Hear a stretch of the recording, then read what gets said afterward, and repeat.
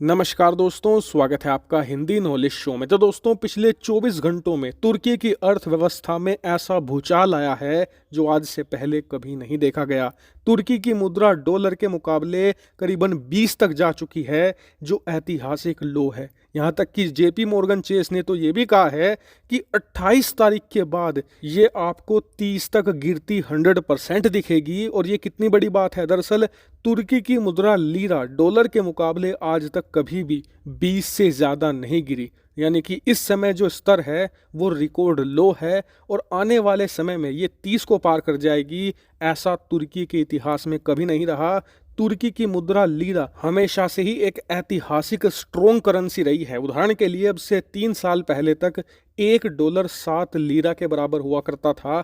अब ये गिरते गिरते 20 को पार कर चुका है और 28 के बाद 30 के पार चला जाएगा। और बात सिर्फ मुद्रा की नहीं है। पिछले 24 घंटों में तुर्की का शेयर मार्केट भयानक तरीके से क्रैश कर रहा है। जितने भी बड़े बड़े इन्वेस्टर हैं वो तुर्की से अपना पैसा निकालकर दुबई और अमेरिका की मार्केट में शिफ्ट कर रहे हैं, क्योंकि 28 यानी कि कल के बाद ये पैसा डूबने जा रहा था। इसीलिए सब अपने पैसे को सेव कर रहे हैं। बात सिर्फ मुद्रा और वहाँ के शेयर मार्केट तक नहीं टिकी। दरअसल तुर्की की जो क्रेडिट रेटिंग है, यानी कि अंतर्राष्ट्रीय लेवल पर किसी भी देश की अर्थव्यवस्था की साख उसकी क्रेडिट रेटिंग से पता लगती है कि वो कितनी स्ट्रोंग है, उसकी जड़ें कितनी मजबूत है। आप जानकर हैरान होंगे कि पिछले 1 साल से तुर्की की क्रेडिट रेटिंग लगातार गिरती आ रही है और एक बार फिर से इसमें अब बदलाव कर दिया गया है।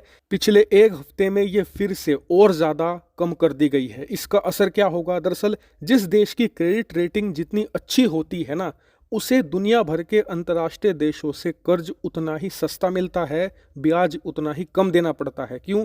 क्योंकि आपकी अर्थव्यवस्था को स्ट्रोंग माना जाता है, यानी कि आपका पैसा वापस आने की गारंटी है। लेकिन जिन देशों की क्रेडिट रेटिंग खराब होती है ना, उन्हें कोई भी देश लोन या पैसा नहीं देता। उदाहरण के लिए पाकिस्तान। उन देशों को फिर IMF के पास अपनी अर्थव्यवस्था और अपने देश की इज्जत गिरवी रखनी पड़ती है और तब जाकर उन्हें कहीं लोन मिलता है, वो भी हैवी इंटरेस्ट पर, जिसे वो कभी चुका ही नहीं पाते। इससे आप समझ सकते हैं कि तुर्की इस समय कितने बड़े क्राइसिस में है। लेकिन आपका सवाल होगा कि सारे के सारे इंडिकेटर ये क्यों बता रहे हैं कि 28 के बाद तुर्की में कुछ होने जा रहा है? सभी लोग 28 तारीख से इतना डर क्यों रहे हैं? तो इसका कारण ये है कि कल यानी कि 28 तारीख को तुर्की में राष्ट्रपति चुनाव का आखिरी राउंड होने जा रहा है। दरअसल अभी तक 1 राउंड हो चुका है और उस पहले राउंड में ना तो तुर्की के वर्तमान राष्ट्रपति रेसेप तैयब अर्दोगान को बहुमत मिल पाया, ना ही उनके विपक्षी उम्मीदवार केमाल को बहुमत मिल पाया। इसीलिए आखिरी राउंड करवाया जा रहा है और इस राउंड में मुद्दा साफ है कि जिसके पास ज़्यादा वोट होंगी वो राष्ट्रपति बन जाएगा। और अर्ली जो एग्जिट पोल, ओपिनियन पोल सामने आए हैं, उसमें ये बताया जा रहा है कि वर्तमान राष्ट्रपति रेसेप तैयब अर्दोगान इस समय इन वोट में आगे चल रहे हैं और 90% तक चांस है कि अर्दोगान ही दोबारा राष्ट्रपति बनेंगे।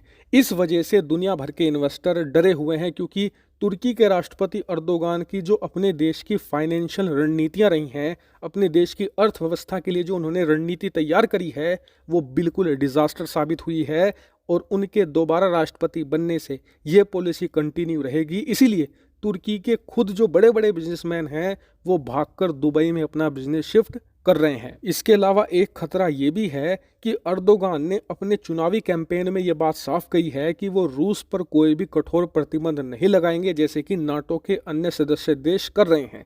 इस बात से अमेरिका, जर्मनी, फ्रांस और ब्रिटेन बहुत ही ज़्यादा नाराज हैं और इसीलिए अगर अर्दोगान फिर से राष्ट्रपति बनते हैं तो ये सभी बड़े और ताकतवर देश तुर्की के खिलाफ कठोर फैसले ले सकते हैं, इनकी अर्थव्यवस्था को गिरा भी सकते हैं। और ऐसा बिल्कुल हो सकता है क्योंकि तुर्की एक ऐसा देश है कि इनकी अर्थव्यवस्था बहुत ही हैवीली डिपेंडेंट है पश्चिमी देशों पर। ऐसे में अर्दोगान की रणनीतियां तुर्की को 100% लेकर डूब सकती है।